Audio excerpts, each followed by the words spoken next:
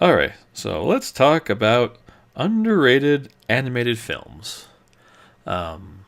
Offhand, are there any that you can think of that are probably well known and everybody you probably know like, but it's just not widely received as a great film? Anything that comes after the Disney Renaissance, like Treasure Planet, Atlantis, Emperor's New Groove, which anyone who remembers it adores, but Disney and like other Disney fans seem to either wholly ignore or just kind of like, yeah, that was a movie. Let's stick with some Disney Renaissance or post Disney Renaissance, I guess, movies. Like I actually forgot about Emperor's New Groove, and I love that movie. I guess I don't Everyone hear a lot of people forgets it was talk a about it. thing. I guess I would say it's simple, and I don't know, like every joke hits. And of course, we got that Pacha meme that just came out of that years later. uh, I have a odd history with Emperor's New Groove.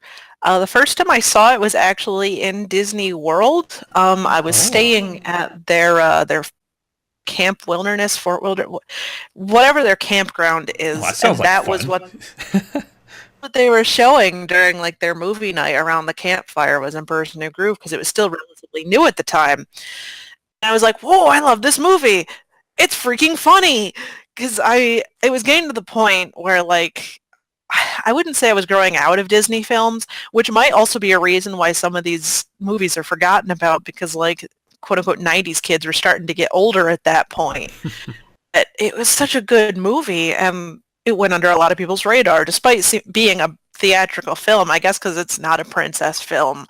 There's no romance, which can also be said about Treasure Planet and Atlantis. They don't have like the romance, the like villain thing going on. They're a lot more Yeah, getting they're non-traditional Disney movies. The one that we'll come back to this one. The one I just want to bring up that's I think the most non-traditional Disney underrated classic is The Rescuers Down Under. There's no songs. It's a sequel. It's considered canon to it, and it's just a fun movie. I did see Emperor's New Groove in theaters. I want to say it was '99 when that came out. Might have been '98. Who knows? late 2000s, maybe, or late 90s, early 2000s, because that was around the time of Lilo and Stitch as well, Which is which is probably probably the also, most like let's see, 2000 when Emperor's New Groove came out. But yeah, Lilo and Stitch also was, to me, Lilo and Stitch also has kind of the problem that Atlantis has. Like, I like the story, it just doesn't quite make it that great. I still love the movie, but I think the story could have been just a little better. Of course, Lilo and Stitch, they're entirely different stories. Sometimes it's hard to watch just because of the struggles that happen. that's what I was just about to Oh, say whoops. actually when you mentioned the unconventional storytelling. See, like movies like Emperor's New Groove or like the Disney Renaissance, I can have on in the background because they're like lighthearted, while movies like Treasure Planet, Lilo and Stitch, and Atlantis are way heavier of their comedic moments and everything, but they're like darker films. And Rescuers and Rescuers Down Under as well, they're darker and they're like more cinematic. So you get to pay attention to it. They're not just like kids movies. So I think that might be why people don't like remember them as much because you're not just going to turn it on if you want to see a movie. You're going to turn it on because you want to watch that particular movie. Some critical thinking. Yeah. Of course, I really enjoy just how out there Lilo and Stitch is. It's just we've got, I don't know, adorable, crazy amount of different alien creatures, and then we would just wind up in Hawaii. Hardcore into like Lilo and Nani are orphans, and Nani's trying to raise Lilo, and CPS is involved. It's like, holy Yeah, crap. bubbles. Yeah, it's you understand why they're that way, and you kind of get frustrated when they act out, but it's not easy. And yeah, I just really thought about how hard that was. Now, I mean, that's not that I have difficulty just seeing. What was it? Lilo shut out Nani, like won't let him in, especially when Bubbles comes by to see how they're doing. It could still be funny for like the kids and like say with Lilo like making faces or just being a kid, but then it's like she gets upset when Stitch ruins the last photo of her parents and like her and her sister together, and it's like, oh, that's How to Train a Dragon 2, that kind of harsh reality you have to deal with towards the end of the film. that too That one actually. that one kind of hit me. Yeah, I don't hear a lot of people talk about the those ones. I know we're talking about Disney, but I really didn't expect anything out of the How to Train Your Dragons, but I really enjoyed them. I was just, that's what DreamWorks does, a hit and miss, and this was really good. Almost seems like their hits are regarded amongst most people. Like, pretty okay, but it too had that issue of it was a more serious film. And it looked pretty, like, visually striking and everything, too, but, like, no one talks about it after the initial, like, Jack Frost fandom. Like, the movie almost fell off the face of the planet despite having this huge fandom back in, like, 2013 or 2014 or something like that. Then there's the How to Train Your Dragon movies, and, like, I see a lot of people being like, oh, Toothless is so cute, oh, I love those movies, but, like, no one actually the movies were about. And there's like a whole loss in them too. Like Hiccup just straight loses his friggin' foot and all that too. Yeah, that I found really interesting, and that really kind of made you that they had something in common with each other, and they needed each other at that point. It's even more, I guess, I don't even know, critical thinking, heart crushing in the second one, the way they do that too. I just enjoy watching the beginning of that one. You see them all working together with the dragons, like, oh, it's integrated just fine, and then another big wrench comes right in and just changes everything. And then it hurts. It hurts. It hurts. Something I didn't expect to happen.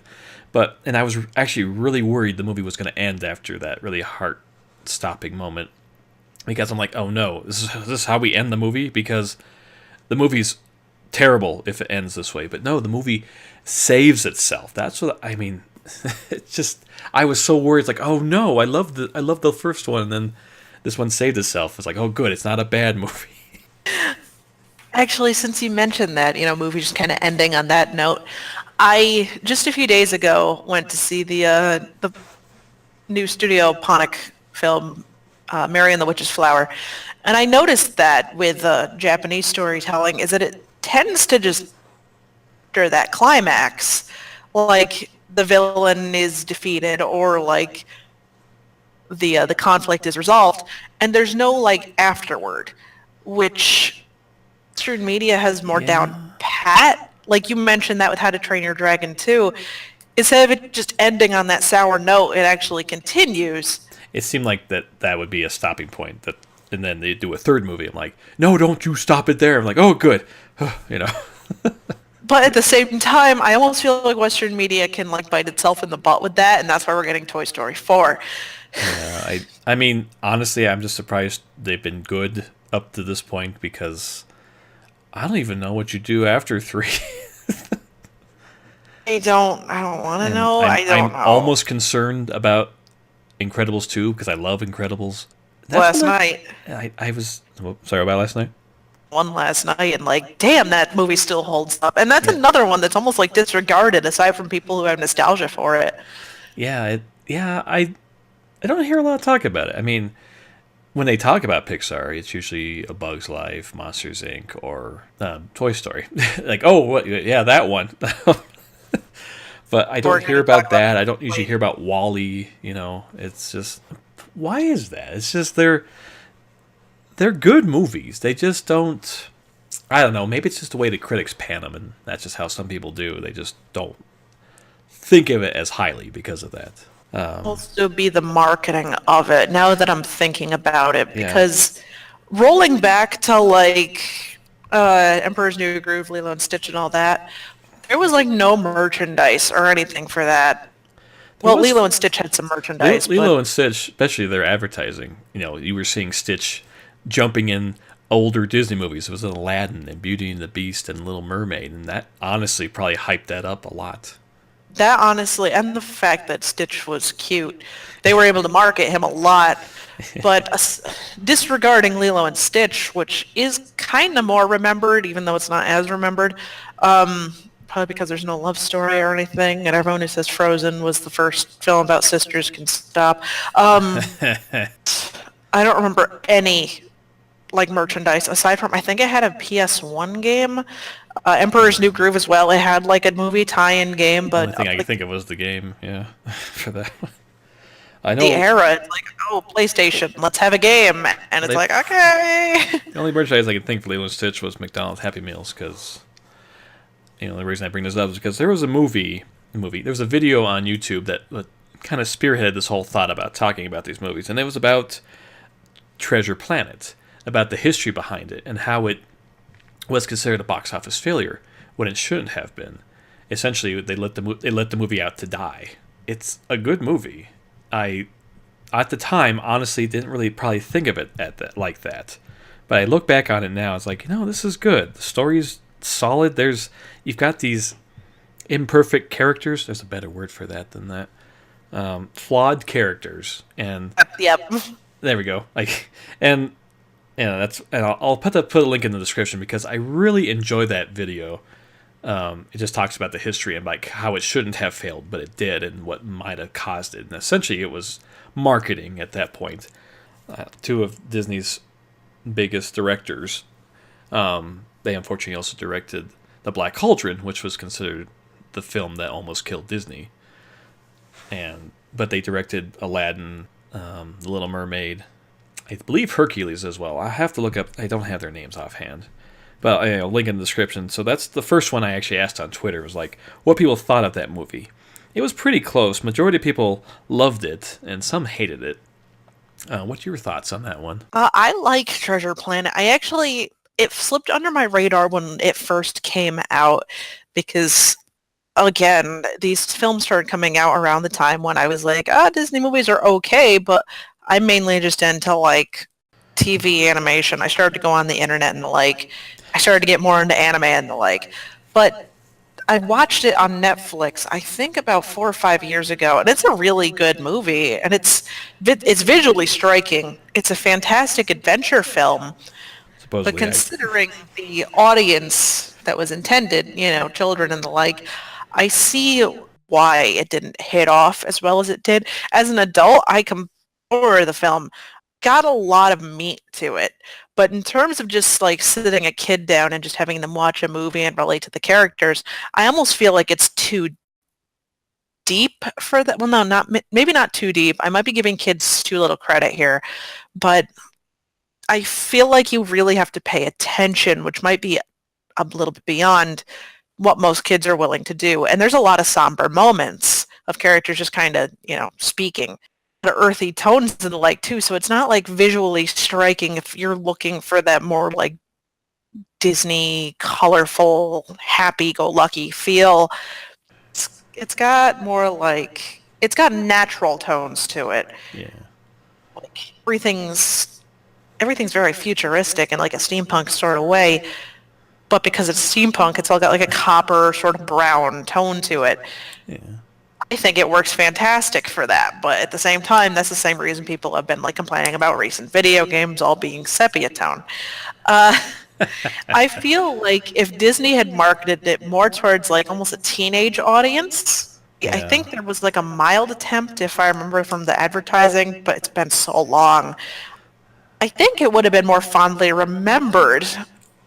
But instead, they were like, it's a Disney animated film, kids are going to love it.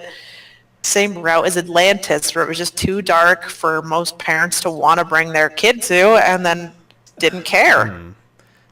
I would probably argue Treasure Island or Treasure Planet is darker than Atlantis, just because of the few things he did, especially where Jim's father abandoned him. He grew up without a dad, and he grew up with a single parent. Something a lot of kids at the time, I'm sure, could relate to. That itself, I thought, was pretty dark as I think about it. And considering the other Disney movies you have, I mean, yeah, the parents don't typically live that long. But to live there's like usually this, one parent and one's dead. Yeah, there's one or there's none sometimes. there's one. I'm thinking of Belle now. Belle's got a... I don't think they ever mentioned what happened to the mom there. Live action one, they mentioned her mom died of the Black Plague. Well, that's dark, too. Show it, dude. It's like, what the hell? I didn't see the live action. This is another thing. If Treasure Planet and the like had come out now, it would succeed like nobody's business because all Disney movies are getting darker and darker. that's what I was arguing about all these live action ones. I think the next one is Mulan. I said, dude, if you're gonna do live action Disney movies, do Atlantis. That would be fun. And then do Treasure Planet. That would be fun too. You get a cyborg in there, and you get a. You could do it. It's not as hard as it was. It would be, well, fairly expensive, but considering how things are now, it's like, yeah, that'd be fun. I don't know why I mean, the only reason I can think of is money. Why we're doing all these live action ones. It's like, can you give 2D another shot? Being that Treasure Planet was already a mixed medium of 2D on top of 3D. I think making a live action version of it would actually excel considering how computer animated it was in the first place. I'm just thinking of Avatar now. Yeah, you could do it. Avatar did it, so. Like, imagine it with the sort of tech that they're using for Star Wars. That would be phenomenal. Yeah, I would. Yeah, you're right. But instead, we're getting live action Lion King that isn't even live action. Oh, they're doing Lion King. I probably heard that, but I'm like, okay. It's like all those Air Bud movies, but we're gonna do lions now. Abku. Universe. Well, let's go to Princess and the Frog. I like the movie. It's probably a little too complicated for the story because it's like they're trying to do a Disney princess movie. It's not technically a Disney princess movie, but we're going to do it anyways. And I hate to think that a lot of the reason... Yeah, that's the one I did on Twitter that really nobody liked. That was more bad than good. Not a lot of votes, mind you, but I feel there's too much controversy before it even happened. Probably hurt it. Yeah, that too. It made money, but it didn't probably make what they expected. Just about like twice as much as it took to make it. So they didn't make a huge profit on it, especially considering that their budget isn't counting their advertising for it. And it had a decent amount of advertising, if I remember right. I mean, it's a gorgeous movie, and, you know, I love Dr. Facilier. He's just a fun villain to have in there, and I love his song. I don't even know. That one's probably more conflicting than any movie, just because, like, I like it, but, I mean, Treasure Planet has its flaws. I don't like how they did Ben, and that's not necessarily its fault of the movie, because they're adapting it from that crazy character Ben from the original guy who was marooned on the island, and so he's in the movie too. But I feel that Treasure Planet has a little bit more leeway with how it was like adapted, because they took a classic and they adapted it into like the steampunk futuristic like mess, and they had a lot of like, how do I put this? They had a lot of stuff they could tweak but still keep to the original story and make it both a faithful adaptation and its own unique thing. However, with Princess and the Frog, I feel like there's material only in name. Yeah, I don't know enough. I doubt there's a lot of lore to the story of, you know, kissing the frog, turning into a prince sort of thing. That was probably all there was to it. That's pretty much all there was to it. Then we said it to New Orleans, and like, well, all right. There's a common complaint with Princess and the Frog that she spends most of her time as the frog, and because of that, you're not able to really get to know her as a person. And I kind of relate to that. Princess and the Frog reminds me of Beauty and the Beast, but like with less time learning who Belle is. I think, yeah, with the lack of source material, although I could be wrong, there's probably a lot of story behind it. It seemed like they may have tried too many different things, particularly because this was their, you know, like Disney's going back to 2D animation, you know, and they really wanted to appease to probably more people than their target audience. And that might have been they wanted to make something bombastic, like, oh, it's a return to 2D. But because of that, it was almost like, in the spirit of the food themes in the movie, too many cooks really spoiled the pot in this one. Yeah. A lot of different characters and like theming that just don't mesh together super well. That's probably the best way to put it. It just doesn't flow as well as it probably could have. And it might have just been the setting. It could have been, yeah, some of the characters, even how the flow of the story. yeah, it's just it has its problems. I would say it's overall good, but yeah, it's just I think it's just the fact that, and I know that this is the topic of the podcast, it's not very memorable, not only in story, but I can barely remember the characters outside of like Tiana and like Doctor. Dr. Facilier.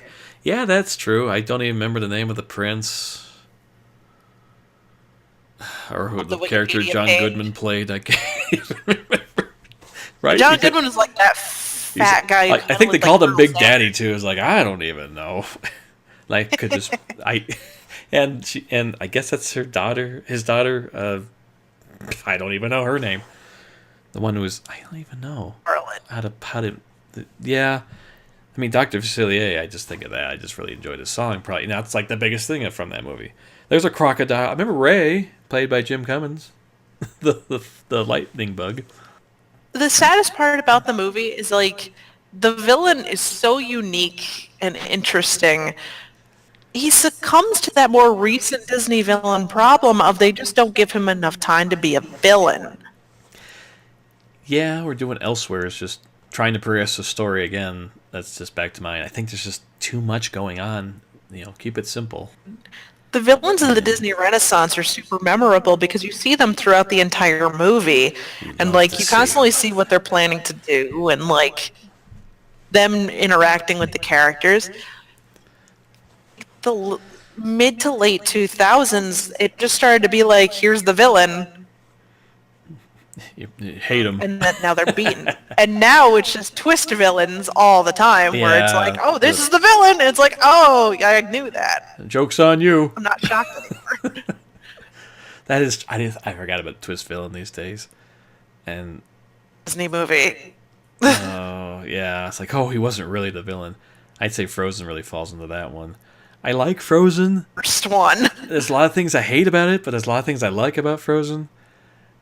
And it's just a pet peeve of mine. It's like, I think they try to put too many songs into the movies. I mean, God, it was yeah. standard to have 5 or 6, but, they were really good then. I love every song in Aladdin. I don't think I hated any song in there. Frozen, I think I like 2 songs. And the rest are just like, okay. And I remember watching it in theater like, this is more of a Broadway musical than I thought of an animated movie. Can totally relate to that. Like the first time I saw Frozen, I was like, these songs are all right. And then I watched it again. I was like, man, I only like 2 of these songs. Who am I kidding? Or like I like 2.5. Like I like each other's Best. sandwiches and well, I do enjoy Olaf's song. It's just because you think he's gonna be a puddle, but he's a happy snowman. And obviously Let It Go. I can't stop myself. I admittedly still like Let It Go as a song. It's a guilty pleasure, fortunately. If it didn't have like Idina Menzel singing Yeah, it probably. I mean, hair. I guess what I hate about that movie succeeding so well is that that's all you see now. So that worked. So let's not even touch 2D again.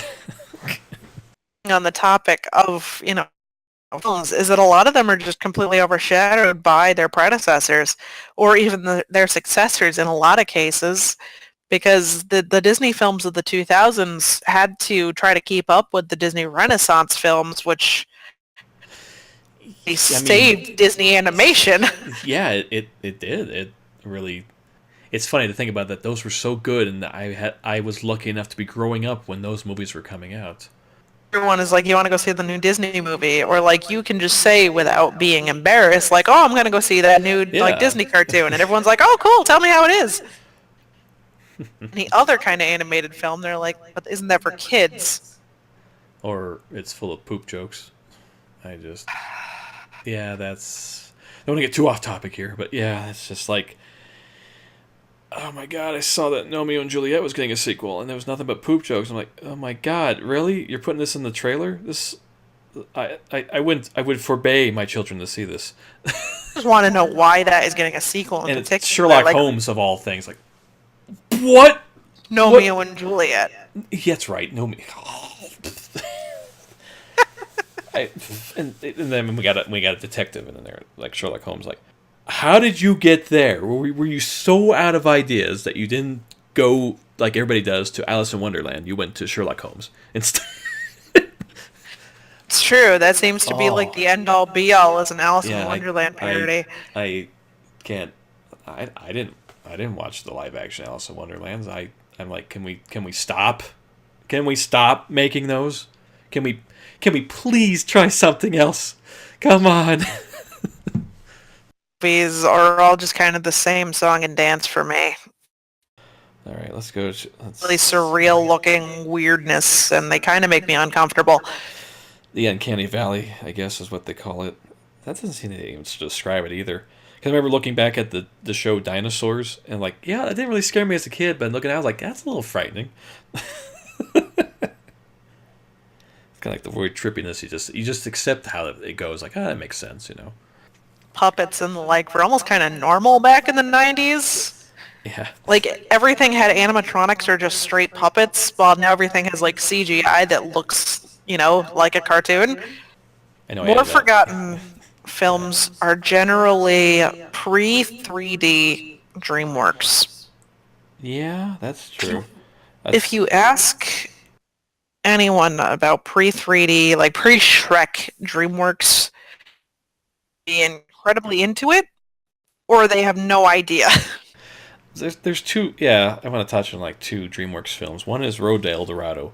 The other is Sinbad: Legend of the Seven Seas. What's really stupid is that I own Sinbad: Legend of the Seven Seas, and I found that far more enjoyable than Road to El Dorado, and that's probably very controversial to say because it seems like Admittedly, I've never seen either of them. is it Brad Pitt? I want to say Brad Pitt plays Sinbad. I don't even know. It's it's a fun little story, and I actually enjoyed watching it. I remember watching it in theaters. I was joking with my brother. We were making jokes about it the entire time, but I think I enjoyed that. We actually watched El Road to El Dorado on DVD some years ago because we had never watched it, but everybody seems to love this movie. So I watched it, and we're like, I didn't find the two main characters likable. I mean, they're con artists, and then they stumble across El Dorado. I vaguely remember anything else about it. There's a giant gold feline monster. The horse has some funny stunts. Chell, if I got her name correctly, is in there. That's about it. I remember those things. I don't remember it ending satisfying. It was just like typical ending. Like, oh, the bad guy got his comeuppance, and well, these guys they didn't get the girl. I don't know if they were actually even trying to get the girl. I'm So I not. don't even remember. It's like, oh, they go off, whatever they're doing, and that's the end. All as a kid, I always confused Road to El Dorado with Emperor's New Groove only because they came out around the same time and they had a similar like Aztec aesthetic. That sounds about right. That back with the DreamWorks copying Disney. I don't even I know what was going on. That was weird because I remember think someone mentioned that, like, oh, someone said, oh, Monsters Inc. is exactly like Shrek, and I had the face palm so hard. I mean aside from a character being green, there's not much in relation to those two. Uh, But yeah, I know. Well, it's just they look like monsters. That's but then there was, Shark Tale and Finding Nemo, Ants and Bugs Life, and maybe Road to El Dorado and Emperor's New Groove were just another one of those kinds of things because Emperor's New Groove's original concepts was way less yeah, it's like the most humorous original. and way more. It's like the most original comedy essentially since Hercules with the Road to El Dorado, and that it was simple. And I think any movie that makes David Spade really funny, go for it. I And I'm I am surprised at how well Emperor's New Groove did, considering the notorious production hell it went through. Like the fact that yeah, it went from one entirely different movie to another. that Like it yeah came out at such a bad time for animation. yeah it's just different timing. If it was just earlier or later, yeah. Like cared about, and it also had a very terrible sequel that didn't do it any favors. Let's go way left out field. Not even a Disney or DreamWorks movie. Let's talk about Cats Don't Dance. Like that movie a lot. I do too. I want to say it's WB. I already don't remember. It's WB. I was pretty sure. You know, that one I think I like most of the music in that too. I just love the ending, honestly. It's almost deals with some of the things like Zootopia kind of deals with. And that was just about the prejudice against animals being actors. Like they don't care about them, and it's more about the people. They're just in the movie to make everybody else look good.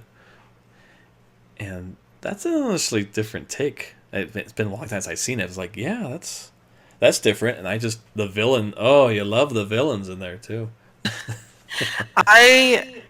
Darla Dimple is a fantastic villain. Forgot it was Darla. You recently watched that movie too. I used to have really. a friend, and that was her favorite movie. So we watched it quite a few times. But she's such a good villain, not only in the sake of like Shirley Temple, which is already ingenious, because around the time of prejudice in filmmaking was when Shirley Temple was like super, famous. Just good. Her villain song is fantastic. I love her henchman. He's just like this big oaf. He's terrifying. He's Frankenstein, essentially. She's threatening despite being like 10. I love her. I love how Max talks without moving his teeth. Will that be all, Miss Dimple? That mixed with Schwarzenegger, and that's amazing to me. All the character designs are... Love it. Yeah, and I love the tender moments in there too, like when they talk to the elephant, and when they kind of get everybody to dance, and just for fun. They remember why they essentially try to get into this business in the first place, and you feel really bad when it doesn't go that way. But then there's this last little bit of hope, and to set everything right. Man, PUB animation of the 90s gets a lot of accolades for what it did on television, but I feel like it doesn't get any real attention for its theatrical releases like Cats Don't Dance. Like, Animaniacs, Freakazoid, and Tiny Toons are always remembered super fondly, but Cats Don't Dance came out around the same time and has like that same everything, and no one like says anything about it. True. I'm just realizing, I think the other movie that came out at that time that might have hurt it, or Fox, because sometimes they work together, was Quest for Camelot. Before we do anything, I want to hear your thoughts on that one. Oh god, Quest for Camelot. Quest for Camelot is... Go on. Quest for Camelot is... how do I put it? Story is for doing in the 90s with ripping off Disney. Quest for Camelot did in spades. Yeah. The dragons are literally Aladdin's genie, but done 100,000 times worse. Fantastic, because Robin Williams knew how to, be Robin Williams, and he made him endearing as a character. While the dragons, which also kind of give me a similar feeling to a lot of Disney, like quote-unquote mascots post-Genie, were just pop culture references just thrown in there for the sake of trying to be relevant, despite you referenced Elvis in a 1998 movie. What's wrong with you? Set in King Arthur times. I would say the movie is bad. There's one guilty pleasure to that movie, and that is the dragon song, If I Didn't Have You.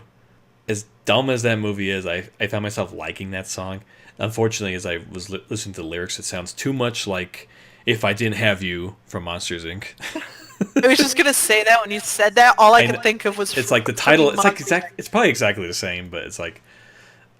And yeah, the movie is bad. That's like the only song I like. Of course, I think that song, The Prayer, is a Nostalgia Critic who first pointed that to me, where it's like, this doesn't match at all. And it's like, this is a really famous song, and like it sounds like this is probably where it originated from. When they made the song, and like, oh, it's stuck in that movie, and no one remembers the movie, but the song, oh yeah, that's the renditions of that. Move on. That is a weird thing now that you mention it. Yeah, The Prayer is a really good song. I say that because I actually like Celine Dion and Josh Groban, but is it there? Yeah. is this film? Why is it like this? Why is it trying so hard to be the antithesis of Disney, making the princess be, the knight, and making the knight be absolutely useless as a character, making the mascot be, Yeah, making the theme of the film it, completely inept, trying yeah, to do like that's whole new world thing, and it doesn't fit. it does not fit. No. Uh, Let's move on to let's stay. I guess let's stay in Foxland. I think that's was WB or Fox. Let's just jump over to Titan AE. That was like the last Don Bluth film, I think, in theaters. And I vaguely remember. you vaguely remember it? Okay. Ben Vaguely. Affleck. I can't think of his name. I think he plays the president, Bill Pullman, in Independence Day. I'm trying to remember. It's also got John Leguizamo and Will be in anything Nathan you ask him to Lane? be in. Nathan Lane was in it. He's the only thing I remember from that film, to be totally honest with you, because it's Nathan Lane, and I can't forget it's him. true. It's hard to forget that. I can't And think then of his Bill character's Pullman, name. John Leguizamo, Nathan Lane, Jane Ann Garofalo, don't actually know who that is, and Drew Barrymore. Was that who that was? Is that who played Akima? I'm trying to remember. It's set in the year like 30,020. I don't even 8. I don't even remember now. It's set 1,000 years in the future. I remember seeing that had good advertising. I remember the summer before it came out, so it's a whole year before the movie even came out. Is you see the world, you see Earth get destroyed, and that's how it starts, and that's what the movie's about. It's a little too Deus Ex Machina, how the story kind of fixes itself in the end. That was a good 2000 movie. It's funny because it's about mankind, what they do after Earth is destroyed by this enemy called the Dredge, and just these few colonies of humans spread across the galaxy as they try to find a new home. I'm trying to remember if that came out first or Treasure Planet. I would guess that one did first. Let me see. I've got the Wikipedia page up because I wanted to remember more about it. It looks like Titan AE came out first by like 2 years. Treasure Planet came out in 2002, yeah. So it was 2 Titan years AE later. came out 2 years Yeah. before. So for that reason, Around I the know 2000s, we got a lot of movies like that, though, so I Yeah. almost feel like there was just way too much of it. yeah, and that might have been why. That could be another reason why nobody remembers or is like, or even for that reason, remember it fondly because it stood out amongst all the other movies that there was. Really, like, mechanical themed or futuristic themed or even apocalyptic themed films around the 2000s because, new millennium and everything's futuresque and people thought that the world was going to end and like technology was going to fail us. So I feel like that was just the theme of the time, kind of like, the late 2000s had that theme of supernatural things going on, and current era has a lot of, Walking Dead-esque themes. And so we're just, now we're at a point where we're stagnating and everything is just being in a theme. So you can almost tell when something came out just based on what the general genre of it is, the theming of it, rather. Oh, this came out when Walking Dead came out, or this is when Light was all the big. pirate movies came out. I don't even know.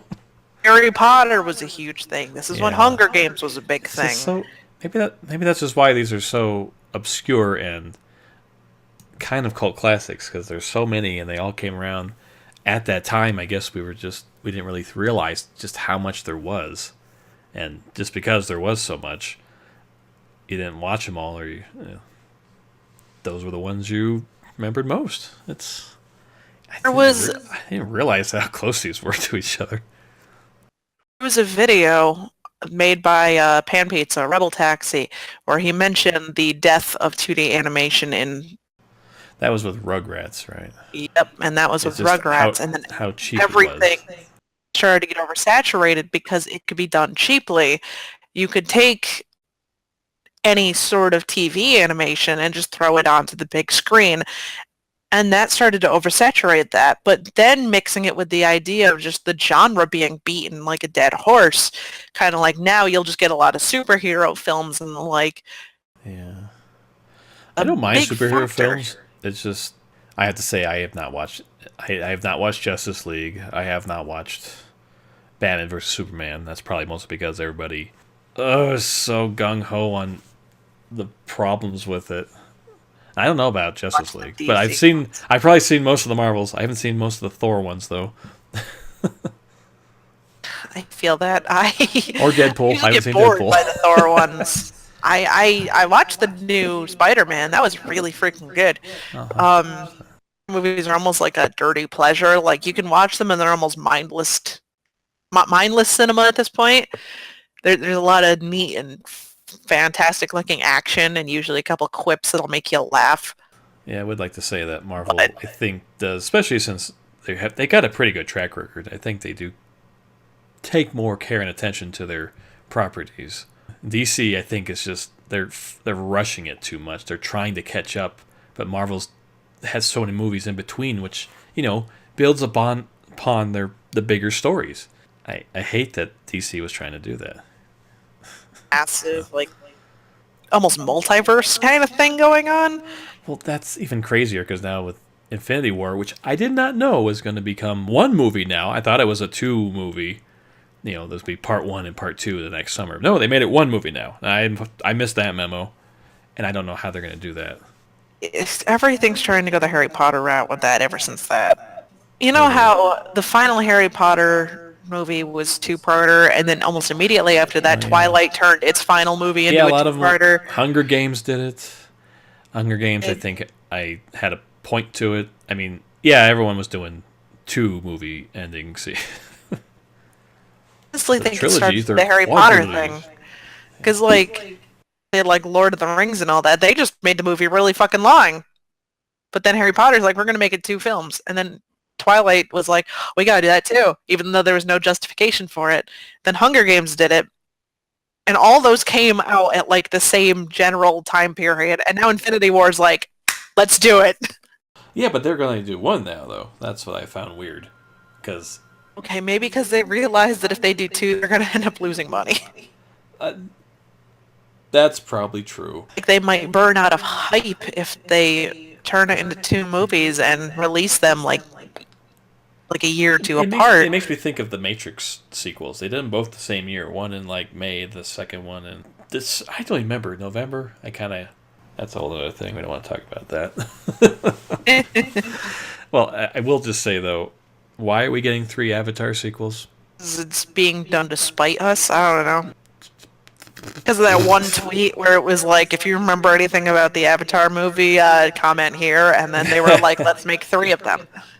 Maybe there's a third Because one. I don't everything's even a know now. sequel or a remake nowadays. That's the thing. Yeah, the weird properties. It just we're in this weird state now where we reboot things or we just continue. Roseanne is back, same cast. Like, what are we doing? Fuller House happened.